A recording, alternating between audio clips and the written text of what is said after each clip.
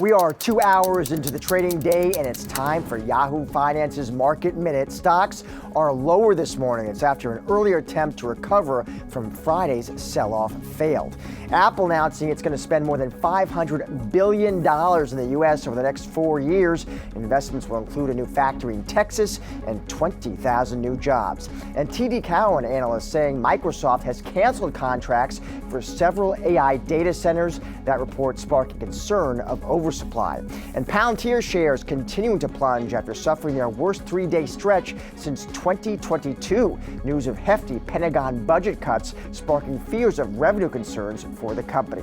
And that's your Yahoo Finance Market Minute to keep you on track with the news you need to make smart decisions about your investments. For more on what's trending on Yahoo Finance, scan the QR code below to track the best and worst performing stocks of the session. More wealth when we return.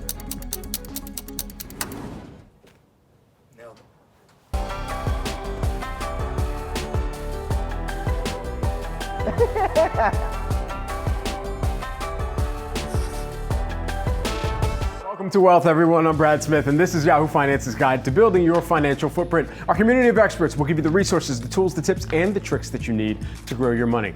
Hey, on today's show, Portfolio Check-In. We discuss the number one thing investors need to know to make good buying and selling decisions. And more chaos at DOGE. Federal workers have until midnight to explain what they've achieved last week or face being laid off. We discuss how the layoffs could expand beyond Washington and give people with layoff anxiety some actionable tips. Plus, Warren Buffett released Berkshire Hathaway's 2024 annual letter to shareholders. We discuss the results and break down Buffett's wealth. All that and much more coming up during today's show. But first, we take a look at some of the market action 90 minutes into the trading day here. And we are mixed right now. We're seeing some slippage, though, from where we began the day. Stocks continuing to slide after Friday's sell-off. Investors looking ahead to fresh inflation data out this week. Joining me now with more, we've got George Cipolloni, who is the Penn Mutual Asset Management Portfolio Manager. George, good to have you back on the program with us.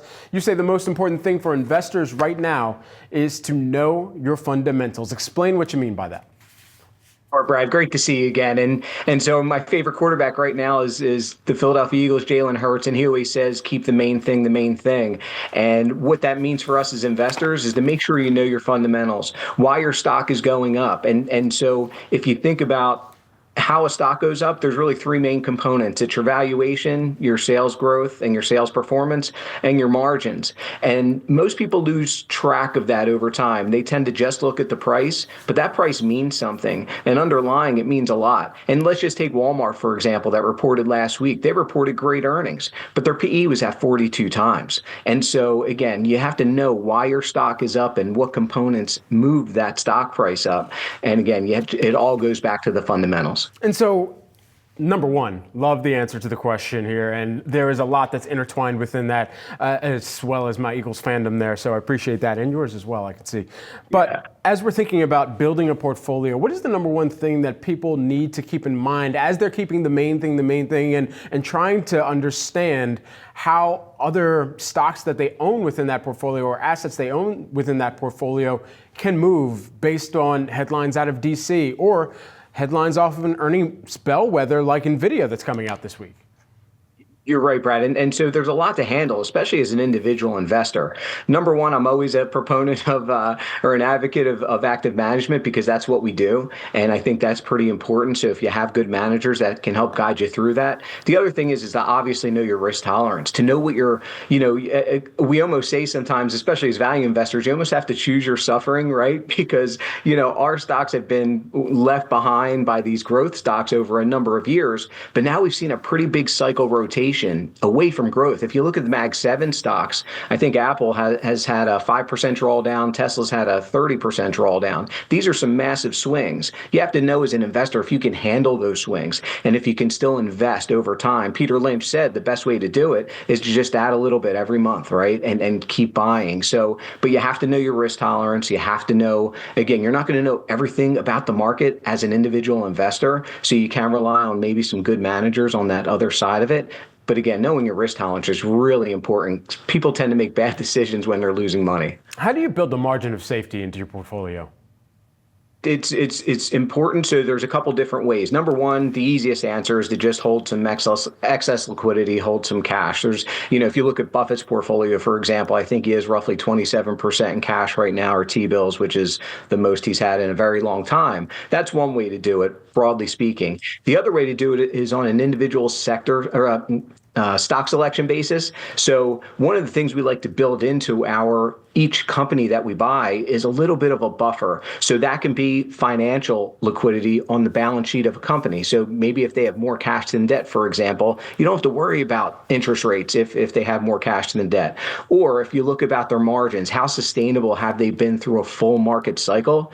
Again, these are very idiosyncratic. They're very specific to a company, but it is important, and you can build in margin of safety both through security selection and then again more broadly with cash. How should investors be aptly navigating this environment right now where the Fed essentially has kind of taken the back seat, as we're not expecting to get a decision until later this year about not a decision about rate cuts. Of course, they'll have their meetings for the FOMC, but they're not expected to roll out a rate cut until later this year. Yeah, Brad, it's a great point, because if we came into this year and you told me that by February we're not concerned about, or the Fed might be the fifth on the list of major concerns, we all would have been surprised, I think. So right now we are in a period of incredible uncertainty. The market's valuations, I think, are expensive on 19 of 20 factors, and now you have massive changes in policy. You have not just individual investors concerned, you have companies concerned. So one of the things we like to listen to are the commentary from Ford's GM, for example, who's very concerned about the profit hit from tariffs. And then if you look even further, the threat of stagflation might be here, where the University of Michigan study just came out, or survey came out, and people are expecting inflation to stick around for a while. And that's different too. So again, there's a lot of moving parts. Going back to the margin of safety issue, it's okay sometimes to be cautious as an investor, and it's okay to be risky from a certain standpoint.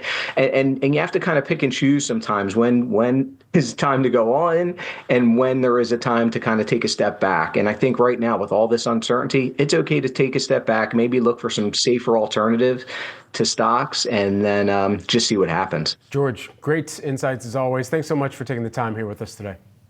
Thanks, Brad. Now time for some of today's trending tickers. You can scan the QR code below to track the best and worst performing stocks of the session with Yahoo Finance's trending tickers page. Joining me now, we've got Catalyst co-host Madison Mills here on set. Maddie, we got to talk about European food delivery giant Just Eat Takeaway, set to be acquired by Dutch technology investor Prosus in an all-cash deal worth about $4.3 billion. The deal is set to create the world's fourth largest food delivery company by gross transaction value.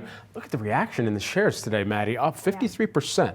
Huge. You can see that's a 52-week high for this stock, especially after Just Eat has had a lot of issues. In Europe, following the pandemic, there was an initial huge bump in a lot of these food delivery names like Takeaway stock. But following the depths of the pandemic, it was hard for those companies to kind of hold on to those gains. And we saw Just Eat even selling its Grubhub arm at a significant loss. And that was one of the many challenges they faced over that time period. Now you've got the Prosus CEO saying he wants to create a European tech leader by combining Just Eat's market presence with Prosus's investment experience. And that's exactly what you're seeing playing out in the stock action. You've got this stock. It was up nearly 55% earlier, as I mentioned, hitting that 52-week high. A little bit of a different story when it comes to Prosus, down nearly 7%, perhaps an idea that they're paying a little bit too much for this all-cash deal, about $4.3 billion there. That values Just Eat shares at about £20 each, and that would be a 63% premium based on where the share price was when the deal was announced, Brad. Absolutely. Massive move that we're seeing here on the day. We'll continue to track that. Plus, we're also tracking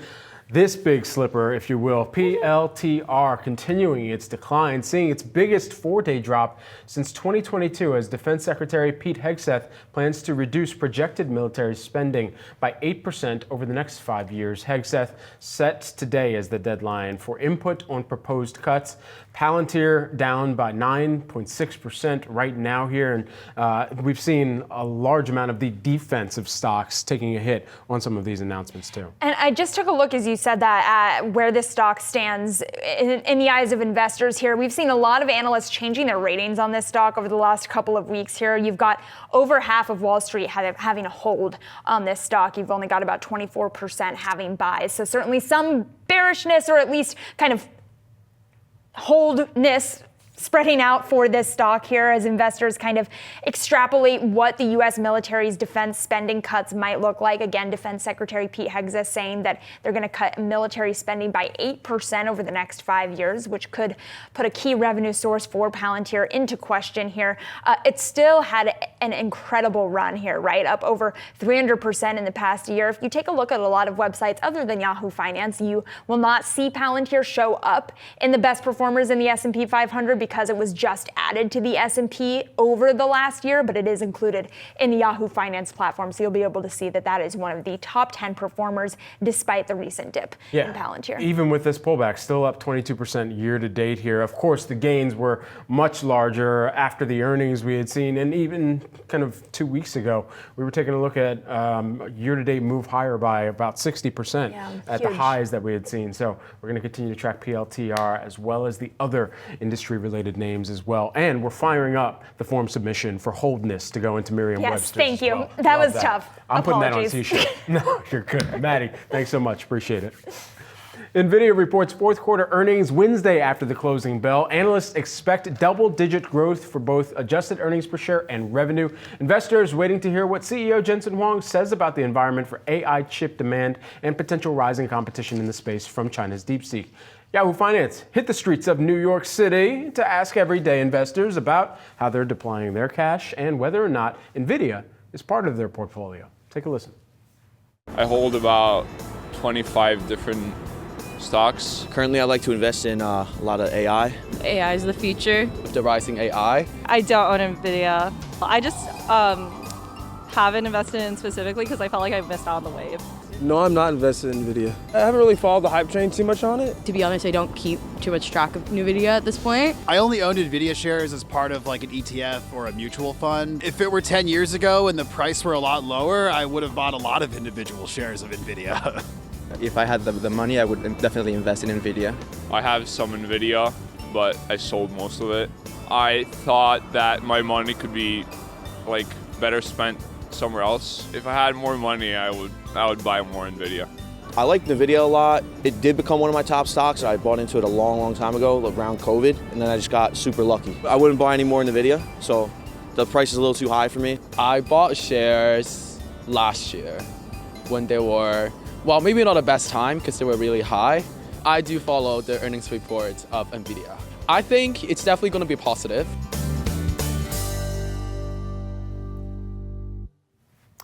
Elon Musk is telling government workers they have until midnight to detail their accomplishments from their last work week or risk losing their jobs.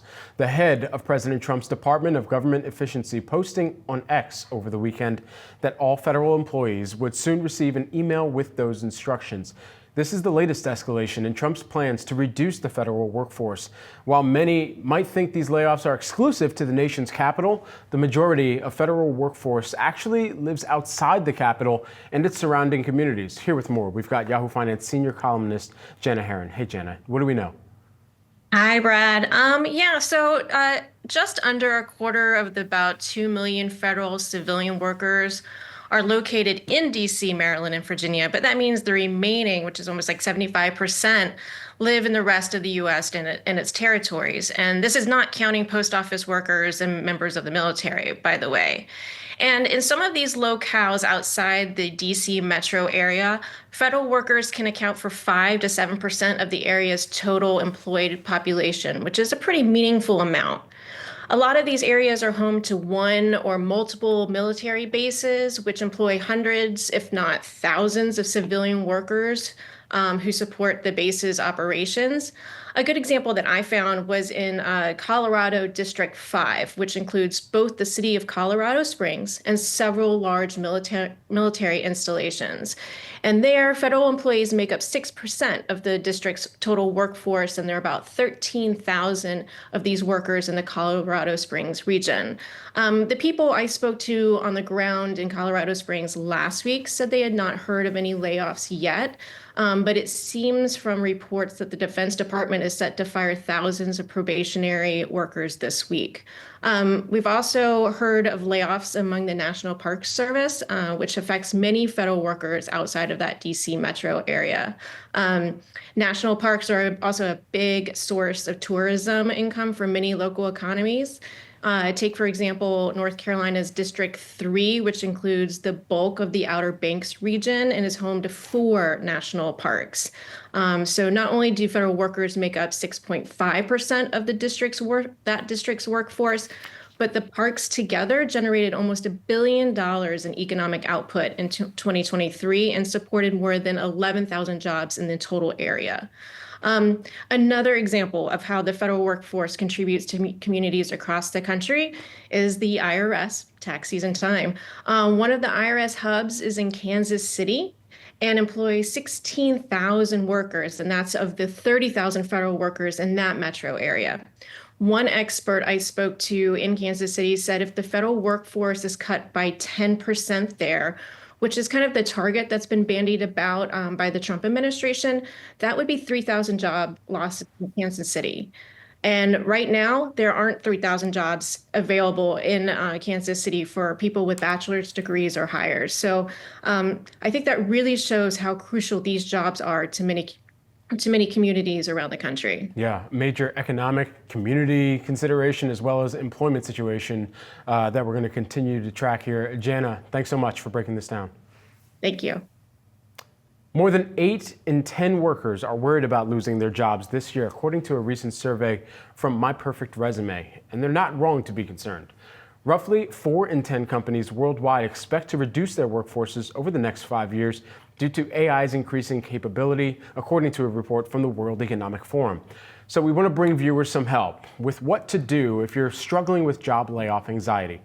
Here with 5 ways to proactively brace for a job loss is Yahoo Finance senior columnist Carrie Hannon. Carrie, this is a big topic. The first 2 that you list have to do with your savings and self-care. Tell us about those.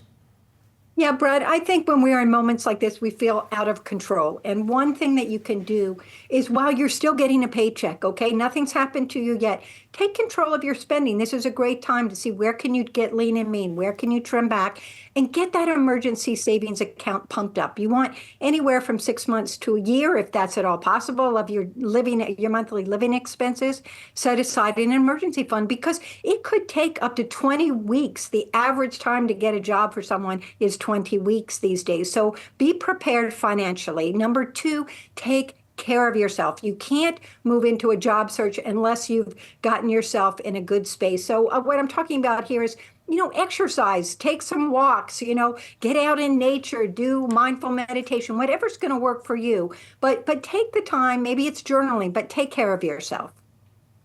And after you've saved and gotten in a better headspace, you probably need to get down to searching for a new job. What can you do? Yeah. Let's get to basics, Brad. This is actually anyone should have a plan B of what they might do if this were to happen. But number 1 is network. I like to say networking is 1 letter away from not working. So reach out to people you want to, stay in touch with your industry groups, things like that. And just be curious about what might be available out there, what openings. And polish up your resume and your online presence. Do these little tweaks. Now, you have to be careful, it's a little tricky here because you don't want anyone in your job that you have right now to think you're job searching, right? So keep it under wraps a bit. But this is your time to take action because nothing is going to make you feel better and deal with the anxiety that you're feeling right now than doing something proactive. And, add to your skill sets. We should all be doing this anyway, but it might be a good time right now to just tweak and add something to your wheelhouse a bit to make you even more attractive to employers moving forward. So I think those are the most important things. One thing you could do is a little side hustle, but that's really asking a lot. So not everyone's going to do that, but just lay that groundwork just in case so that you're prepared. Carrie, thanks so much for breaking this down. Really appreciate it. Thanks, Brad. Coming up, understanding value investing, what you need to know next on Wealth.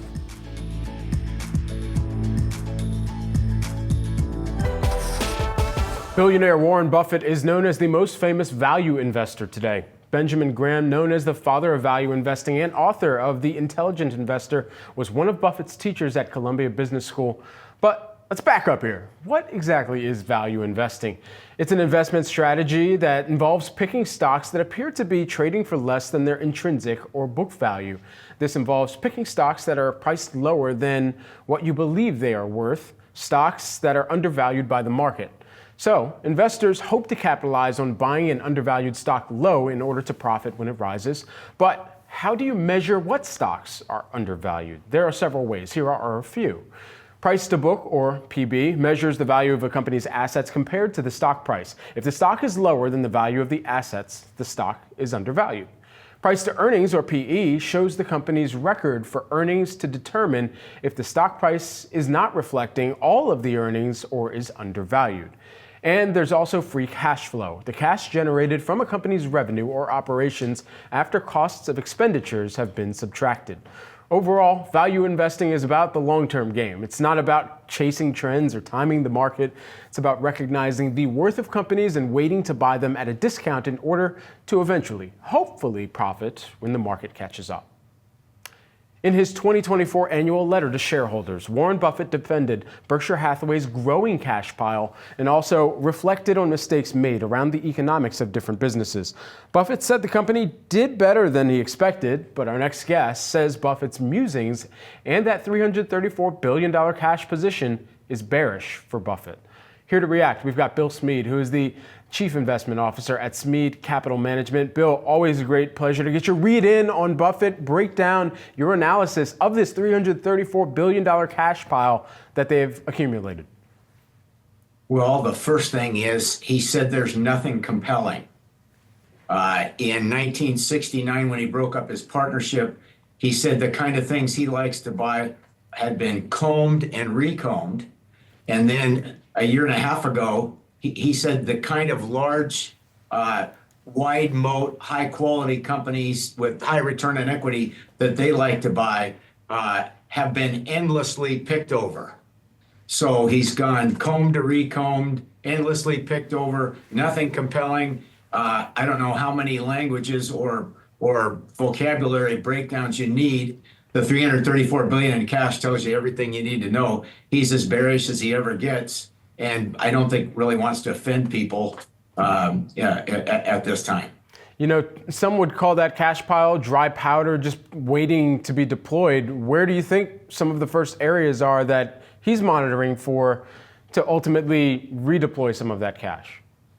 Well, for him to put a lot of that cash to work, he would need 07 to 09 or 2000 to 2003 bear market. And by the way, that wouldn't be the most shocking thing from here that ever happened. I think Buffett's favorite measuring tool is the stock market value versus GDP, and it's the highest it's ever been. So if he was worried about it in 2000 when it got high, just imagine how worried about it he would be right now. And so if you were sitting on that cash pile, where would you be deploying that right now? Well, there's a couple things he likes to do. We own one company that would be the kind of thing that he likes to do, which is D.R. Horton, which is 7% owned by the heirs of D.R. Horton, who passed away last year. Now, I'm just using this as an example. A family-owned public company, as an exit strategy, a lot of time we'll call Buffett, like Clayton Homes or others, and just say, hey, would you keep everybody in place and let us join your party? But that's just an example of what might happen. The home builders have kind of been left for dead here as people worry about the affordability of homes, despite the fact that the largest home builders, Horton and Lennar, actually alleviate that problem by building affordable homes. D.R. Horton builds the most affordable brand new home in all 36 states they operate in. You know, all of these things considered, for the positions that they're still holding on to Do you think that we'll ever see a Buffett, the activist, in those positions where they still do want to have a voice in their shares and through their voting value as well? Well, I think the baton is being passed to Greg Abel. And some pretty reliable sources indicate that he's a very strong business selector.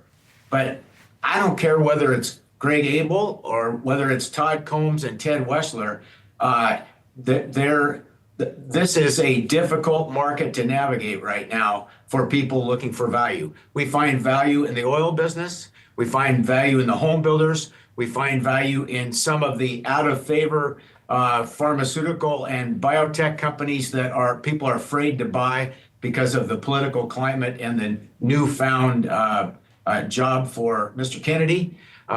So that's where the bargains are right now. And of course, people are scared to death to go there, that's a key to value investing.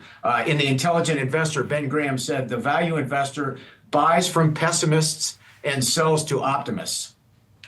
Bill, always a pleasure to grab some time with you. Thanks so much for breaking down the latest findings from Berkshire Hathaway as well. Thank you. Berkshire Hathaway is now the 9th largest company in the world by market cap at just over $1 trillion. It was originally founded in 1839 as a textile manufacturing firm. It later merged with other companies to become Berkshire Hathaway as we know it today. Warren Buffett began buying shares in 1962 and took over in 1965. There are two share classes of Berkshire Hathaway. Class A, introduced in 1996. The shares Buffett originally owned were converted to this class. They are currently priced at more than $700,000 per share, thus creating the need for a more affordable version, the Class B shares. Buffett is the 9th richest person alive, according to Bloomberg's Billionaires Index. He has a net worth of $150 billion, trailing other big tech CEOs like Elon Musk, Mark Zuckerberg, and Jeff Bezos. The majority of Buffett's wealth comes from his 37% stake in Berkshire Hathaway. That shakes out to over 207,000 shares of Class A and B, worth around $148 billion combined. He also has $1.7 billion in cash and other assets, and in 2025 alone, Buffett's net worth has grown by $8 billion. Coming up, investing in gold. Is now the time to buy in? We've got everything that you need to know next on Wealth.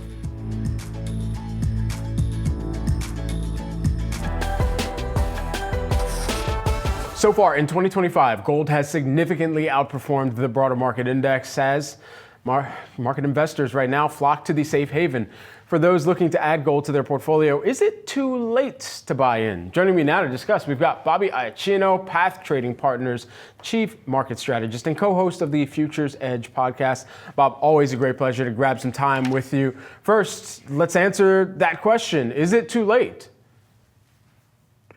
Well, I'll say this. It's not necessarily too late. I just know there's going to be a clear signal as when the turn is going to come. Whenever something has gone as far as gold has, we talked about buying it in November of 2022, and it's obviously outperformed literally for 2 consecutive years. If you exclude dividend, 1 year, including dividends, gold outperformed the S&P. And in terms of just raw returns, it outperformed the NASDAQ as well last year. The issue is that there's 3 regimes that are possible right now in the overall economy, and that's stagflation, recession, and reflation. Gold can perform well in all 3 of those. Stagflation, gold performs well. Recession, gold performs well. I think we're in a reflationary environment, meaning a resumption of inflation, but the Fed hasn't quite addressed that yet. And so when the Fed starts addressing that gold is doing what I see it doing, which is resuming its move into the higher stratosphere, then that's probably a time where it becomes too late. Because once the Fed is fighting inflation, that's when the so-called inflation hedge that a lot of people think gold is starts to expire. And so where are we within the correlation of gold as an inflation hedge as we speak right now? So a lot of things people don't realize, gold is an asset, just like stocks, just like your homes. And with inflation comes asset inflation. So when you're seeing inflation, you're seeing prices reflate. That applies to your home. It applies to stocks that you may own. It applies to a car you may resell, as we saw in used car prices recently. So gold is an asset that fits in that as well. It becomes an issue when you see the Fed start to fight inflation. And by the way, it becomes an issue in all assets again. If you all of a sudden see the Fed switch from this sort of we can pause on policy and wait, or if you look at the CME Fed Watch tool and you go to the probabilities tab, the market's still pricing in cuts. They're not even pricing in neutrality over the next 2 years. They're pricing in 2 more cuts. As soon as that goes away and it moves to 2 more hikes, or the Fed, in the form of Fed Chair Jerome Powell, of course, starts to talk about the idea that hikes may be the next probable move by the Fed, that's when you're likely to see all assets start to deteriorate a little bit. Gold is going to be a part of that and probably one of the early movers. And so for people that are not buying gold specifically as the asset, we also saw last week gold-backed ETFs as an asset saw the biggest net inflows since 2022. Are ETFs the smartest way to hold gold in the portfolio? Not in my opinion. So we have micro gold futures at the CME Group. If you're familiar with futures, if you're able to trade futures, if you're familiar with the roles of futures contracts when they expire, that's really the best way to invest. Again, micro gold futures, really, it's the pricing mechanism even for ETFs. When you see the Spider Gold ETF go through, they're usually pricing to the gold future. Having said that, a lot of people are nervous about futures. They don't understand the mechanisms of them. GLD is the best one then, because in that particular case, you're seeing something that mirrors gold the best. There's a lot of gold ETFs out there. GLD has the most assets for a very good reason. Then, of course, you can buy physical gold. There's several reputable gold dealers. There's also several unreputable gold dealers. I don't want to call them anything worse than that. So you just kind of have to do your research to buy physical gold, find the proper storage, or even store it in your own home. If you have physical gold, it is actually a liquid asset, more so than some of these other things we've discussed. And so all of this in mind, is this still the best metal versus the others, especially given the run-up that we've seen in gold? It is to me. So industrial metals have specific use cases. For example, copper had a really big run when the administration was pushing EVs as an inevitability because there's a lot of copper in electric vehicles. That's kind of shifted with the administration that we have now. So you see a little bit of weakness in copper. Gold is standard. You're just looking at inflation and whether the Fed is fighting it or not. Those are really the variables for gold. You can even use the dollar as a proxy for that. So gold is the best bet in my view. And I think a lot of people should have gold over the long term because there's one more advantage to gold that we haven't talked about. Gold is a safe haven asset in times of turmoil. So economic turmoil, military and geopolitical turmoil, gold's a safe haven for that as well, in a way that Bitcoin really isn't. A lot of people are talking about Bitcoin being a safe haven as well. It sort of is, but it's way too correlated to the NASDAQ right now on the positive side, in my opinion, to match the safety aspect of gold, not the performance aspect, but the safety aspect of it. All right, you've given me a lot to think about for my gold-constructed brick wall, similar to the one that's behind you. Bobby, thanks so much. Appreciate it. Good to see you, Brad. Coming up, we're kicking off a week of retirement coverage with a look at how you should be investing for success in your 20s and 30s. Stay tuned.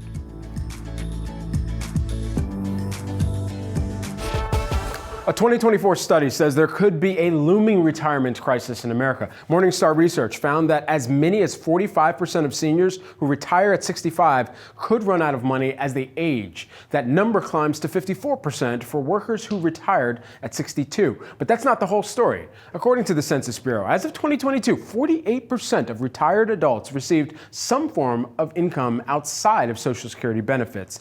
The majority of this income came from 401k plans, while just over a quarter came from pensions and 16% came from individual retirement accounts. In its study, Morningstar even concluded that the retirement crisis could be averted, or at least seriously downplayed, if more workers had access and used workplace investment plans. So, how can you make sure to be a senior who lives comfortably off of their income? Well, it all comes down to having a strong portfolio, starting early, and avoiding the penalties that come from withdrawals. That's why this week on Wealth, we're taking a look at how to best invest for retirement at every age, from workers in their 20s maxing out their 401k match to those over 70 living off of their investments. According to Fidelity Investments, Gen Z workers have an average of $6,500 saved for retirement. Millennials have an average of $24,000 saved. But while that pales in comparison to what baby boomers have saved up, there's still time to build wealth. Joining us now with his advice for retirement saving in your 20s and 30s is Nick Nafusi, who is the BlackRock Global Head of Retirement Solutions and Head of LifePath. Great to have you here in studio with us, Nick. First and foremost, here BlackRock found that Gen Z is actually pretty optimistic about saving for retirement. So how are younger workers progressing on their savings goals?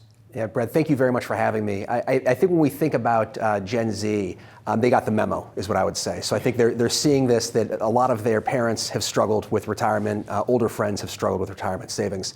What we find is that about 77% of Gen Z workers they feel like they're going to be on track for living their lifestyle in retirement, basically meaning they feel there's a level of confidence that's higher than we see in other generations. The problem is about 2/3 of them don't know what to actually do with their money. And when people don't know what to do with their money, they leave it in cash. Interesting. Now, Gen Z reports a lack of knowledge on managing investments. Why can target date ETFs actually be a good tool here? Yeah, so we launched a series of target date ETFs about a year and a half ago, simply called iShares LifePath ETFs. The whole idea of that was about half of the country has access to a 401k plan. We know that half of the country actually is on very good footing. The other half doesn't have access to a 401k plan. So what we've encouraged people to think about is using a target date fund. The idea of a target date fund is it takes the guesswork out of investing for you. Starts off with more growth assets, and then as you get older, it becomes more conservative, preparing for retirement. And so millennials, in this survey data that we were combing through here, they actually reported being overextended. If you have a lot of expenses, how should you be really thinking about retirement saving here? Yeah, you have to make retirement savings an absolute need for what you're doing in your lifestyle. I think of it like a cost, like any other cost you'd have. The difference is this one's going to benefit you in the future. So we think of savings rates. People often ask how much should they save, and my answer is usually more. But it start off with something small, 5%, 6%. Make sure you're saving to that 401k match, and then every year try to raise it by about 1 or 2 percentage points to get to higher levels. What types of accounts are best for retirement savings and plotting that out? So a lot of it depends on where you work. If you have access to a 401k plan, you usually have access to a corporate match. What a corporate match means is your employer will give you money if you're saving as well. So you always want to start with your 401k plan and save up to that match. Once you've done that, that's when you want to start looking at something like a Roth IRA. And then if you've maxed out the Roth IRA, maybe there's income tax reasons why you might want to consider a traditional. But always start with that 401k to start, because if you can get that free money from your firm, it's very important. Okay, so a lot of people are trying to figure out, all right, what's a general number that I should have for each age? And if we're thinking specifically about 20s and 30s, what is a good number to keep in mind? So this is a tough question to answer. So finance is often ruled by rules of thumb. So I'll try to give you a rule of thumb here. So think of it as 1, 3, 6, 9. Okay. 1 times your total comp saved by the time you're 30, 3 times by your 40, 6 times at 50, and then when you're approaching retirement, it's about 9 or 10 times your total comp. So multiply that out, and that's how much you should have saved. It's a rough rule of thumb. It's kind of one of those gauges to see how close you are to being on target. How do you make sure that you're not falling behind? Is it ever too late to start in that saving effort? No, it's never too late to start. What we try to do is we try to talk to people in their 20s and 30s. It's one of those things that you've got a very long time horizon, 40 years until you're going to retire. But that compounding that happens when you're young, so if you can start off saving when you're young, this is the whole idea behind the LifePath ETFs. We could take all of that institutional knowledge we have working with 401k plans, apply it into an ETF wrapper. As long as you have a brokerage account and about $30, you can open up a single share of the LifePath ETF. Yeah. The idea then is you start compounding and you start on that savings. What we know is when people start investing, they're more willing to invest more in the future. Certainly. What about for those who are listening to us and they're saying, well, wait a minute, guys, like, I went to college. I have this massive amount of debt that I took on. It seems like I would be better prone paying that down than starting on that retirement savings. How do you kind of go around that conversation? Yeah, it's a fair point. Some firms are starting to address this now in their HR and benefits plans. What you're really looking at is what's the amount that you're paying on that debt versus what you think the expected return is on equities, primarily when you're young, because that's where you would be invested in. So historically, S&P 500's done about 8% going back decades, not just in the last 15 years, but going back longer.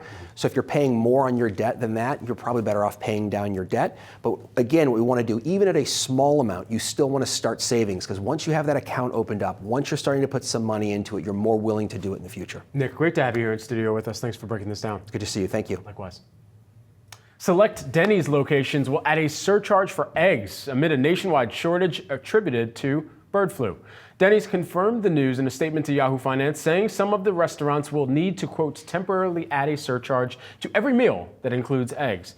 This pricing decision is market by market and restaurant by restaurant due to the regional impacts of the egg shortage. Denny's says it will not be providing individual market and restaurant lists to local inquiries, as this is a fluid situation. Coming up, a bright spot for first-time home buyers in a tough market. That's next on Wealth.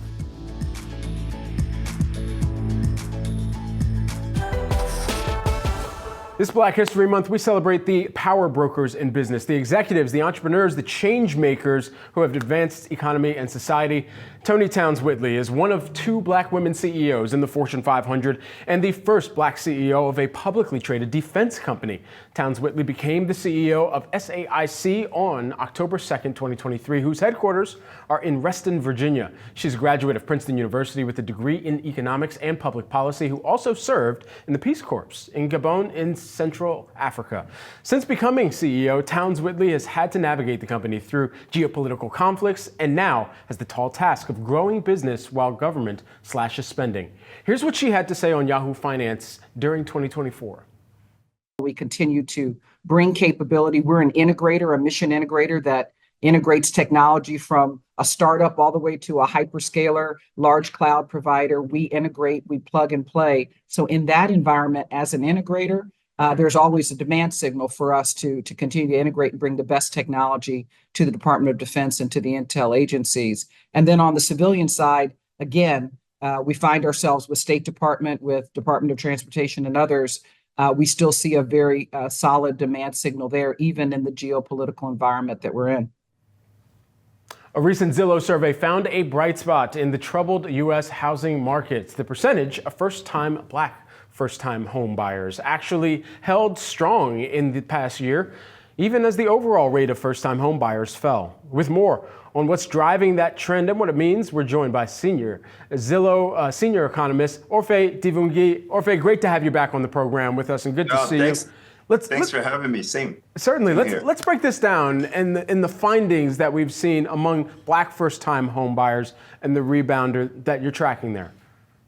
Yeah, absolutely. You know, the market housing demand has kind of eased in the past couple of years, but what we're seeing is black potential home buyers, first-time home buyers, haven't given up on home ownership despite the major affordability challenges. Our survey showed that the share of black home buyers purchasing their first home is holding steady above 60%, even as the national rate has declined. There's a large pool of black potential home buyers out there. Remember, less than half of all black households own their own home, compared to roughly 65%, which is the national average. But there's good news, right? Technology is helping. Mortgage data shows a lack of credit history is the primary reason for black applicants' mortgage denials. The push to make utility payments and rent payments count towards someone's credit history is going to help.